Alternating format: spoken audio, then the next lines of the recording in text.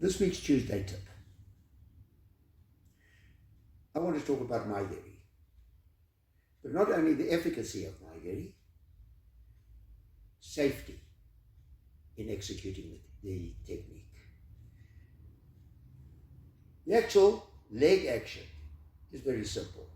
This is not what I'm going to be discussing, but in principle we are talking about heel to butt, snap action back to the butt. But there's a hip action.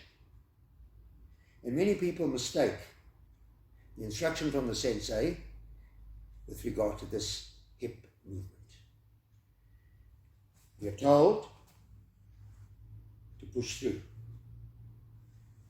So when many people mistake that and tend to hyperextend the lumbar area, this causes great damage after years and years of doing this.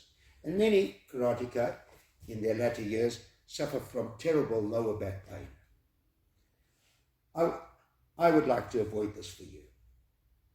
And I speak from experience because I had tremendous trouble by not doing what I'm actually going to show you today.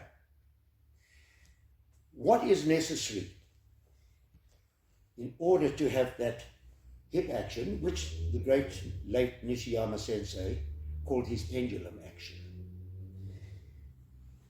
One needs to lift the pelvis. What I'm doing? Lift that pelvis. This creates a situation where the lumbar muscles virtually act as a splint for the spine. And one keeps and maintains that position through the hip action, the pendulum action that we're talking about. But to let go the control from the lumbar muscles will cause injury. So,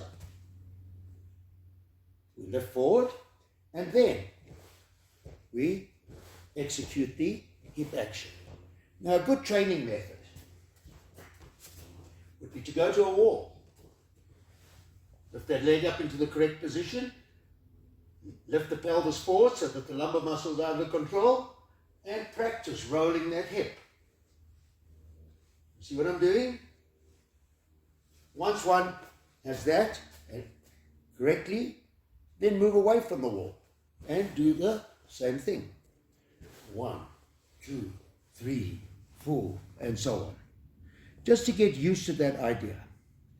Then when one actually does the kick, one has the heel to the bum, the snap action, but incorporating the pendulum hip action.